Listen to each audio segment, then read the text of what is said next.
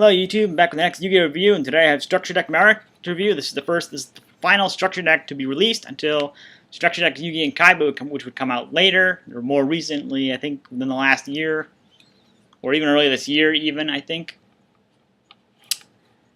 But this one's kind of sort of based on Battle City. Check it out, this is a customized deck box I made for this, because this is the deck I said that got... When I mentioned the deck that got drenched in water, this was it. So I needed something to kind of flatten the cards out, kind of, sort of, and I mean, it works pretty well. The deck is still fairly old in terms of when I ended up getting it. I'd say it's a pretty awesome structure deck. You get a lot of nice cards from Marik that are used here. And just to have a little bit of evidence, let's see if I can find, I mean, a lot of his classic cards are in here. Cards he's used during Battle City at some point. This is Grenadora. He used this later in the series. In fact, he used it against Yugi for the finals. Under the name Swallowtail Spike Lizard, a bit of a different artwork there. I mean, some of the other cards in here are kind of sort of either based in the manga. I think Visor Shock here, this was in the manga only. I think this is partly why they included it. I mean, Visor Des is in here too. Not really that great of a card though. I mean, most of these cards I think are mostly subpar or worse. You know, some of the cards from when he dueled as his less dark half, if you will, dueled with strings. He had a Jam Breeding Machine. This is in here. These are commons, all by the way. And I think this is actually the debut where Mirror Force becomes a common. In here, let's see if I can go get it out of here. Towards the beginning here. Because we wouldn't get a common Mirror Force for a long time in English. I think even Japan didn't have a common Mirror Force at this point until... I mean, maybe they did, but I think for the most part they were on par with the trading card game, the English version of the game, which had basically an Ultra Rare Mirror Force from Metal Raiders and a Super Rare Mirror Force from Dark Beginning Volume 2. Other than that, I don't think they had any commons and common versions of Mirror Force until the release of their Gold series, which had both a common and a gold version. We should have had that. Let's see if I can... And one of his other classic cards, Nightmare Wheels in here. This was used against Mai and Joey. I think both decks actually ended up he ended up countering with that. But some of the cards are kind of strange in here. A Catavilla Omen. Okay, what's strange about this? Well, it features an effect that you can't even make the full use of. Necro Valley is not included in this deck, but it includes it. It's mentioned in this card's text. It says if Necro Valley is face up on the field, I believe you get to add the trap card to your hand instead of from your, from the graveyard to you shuffle it back and place it on top of your deck. I would have included it in that. The English version of the deck does. Can review that another time, but and some of these cards are in here, kind of, sort of. They're not, obviously, as I said, they're not really related. But here's the debut of Malevolent Catastrophe, which would appear in the anime for a while. This is a super rare card. I don't know if you can see it all that well. There's a little bit of a rainbowy look to it. Yeah, you can kind of see it. Trust me, it's a super rare card. As in the foil, not as in really hard to get, because I mean, structure decks always come with them. This is one of, let's see, I think the other card in here. We have Lava Golem. Here's Lava Golem. I know this is not a misprint. The name actually did mostly come out. This was the one that suffered the most damage from the water that got on it. Because it was, I used it back over here. I had this little mini shelf back here. That's where the card. I actually had duels there, and I inadvertently dropped water on them. Now, let's see if I can take it out of the sleeve so you can get a better idea. So you can kind of look carefully if you see the name is barely visible on the card. The very last letter is visible. It's kind of washed away. Let's see if I can take it out of the sleeve so you can get a better idea of just what it went through. And there you go. And that's your proof right there. The water got all on this side. You can see it's all wrinkly and stuff like that. I mean, considering it had water on it, it still looks in relatively decent shape, at least on the front. The back side is what suffered the most.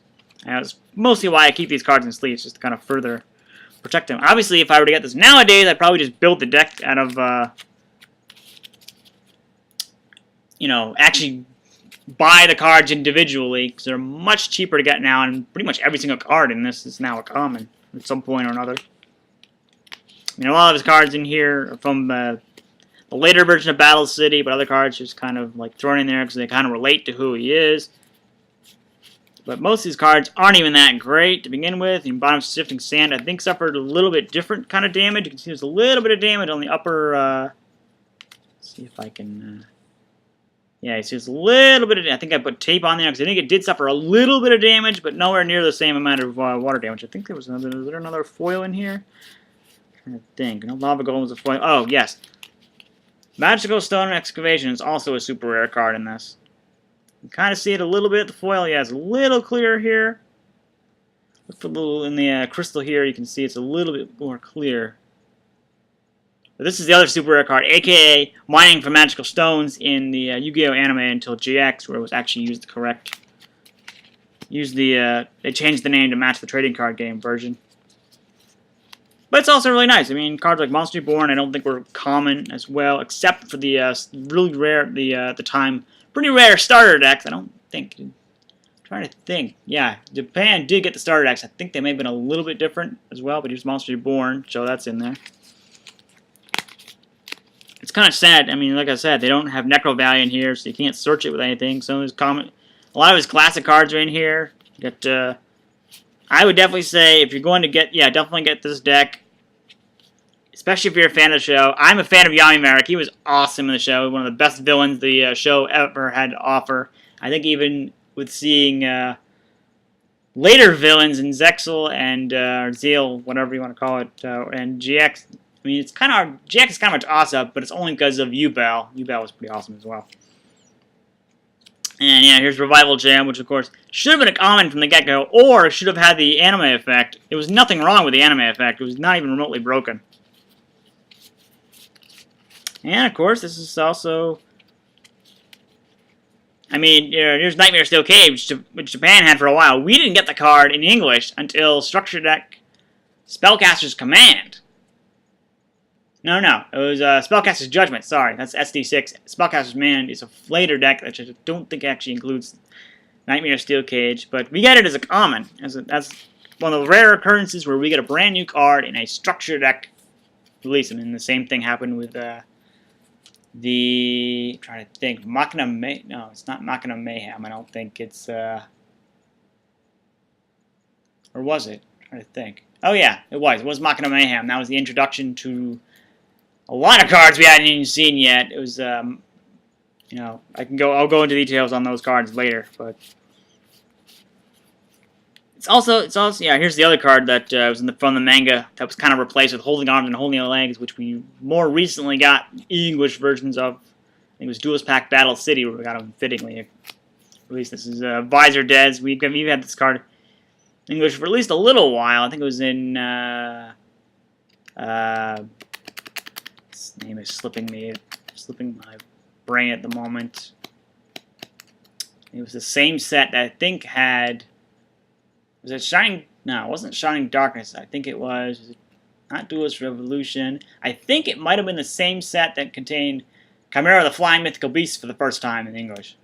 Absolute Power Force. I think that's what it was. That's probably what it was.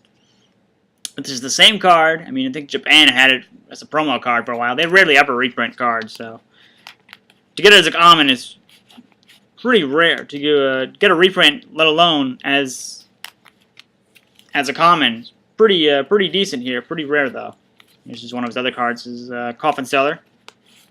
A lot of his classic cards are in here. I think probably most players just ended up buying the structure decks. It's a free way to get it, like a cheap way to get a common copy of whatever card it was. I'm sure these were a lot cheaper to get back in the day when they were more abundant. And of course, you wouldn't be able to bring this deck into the English tournaments. Not just because of the fact the cards are in Japanese, but because of the cards that are banned in here, like Makayura the Destructor. Still banned, probably is due for some kind of once per turn clause. I'm sure it may be more than that for Konami's sake. It's also the reprint of Spell of Pain, which was also used during Battle City. In fact, it was used during the Battle City Battle Royale part of the tournament. Where all four Yugi, Joey, and Kaiba were dueling, and I think he used it for damage. For battle damage, so the damage he would have taken. We can't do it that way. We'd probably like to be able to do that. We have to go with effect damage. So it's kind of like basically just a spell version of barrel behind the door, which is exactly the same way. Of course, now we have less cards to use it on, because Ring of Destruction has been errated, so now if you don't take damage, your opponent doesn't either. But yeah, that's pretty much my review on Structure Deck Marik from Japan. Here's the inside look, in case you wanted to see what the deck box looks like without the deck inside. You can see it's got a lot of Legos inside. This is all Lego here. It's pretty solidly built too. I mean, I went through. Yeah, it's missing a Lego here, but I didn't think that was that important, considering the fact it's pretty solid. I mean, you probably could drop this. It would take a pretty solid hit to actually do some damage to it, but that's just a bonus little thing I thought I'd throw in there for this review, because it's kind of included in here as it is. But that's my review on Structure Deck Marik from Japan. Thanks.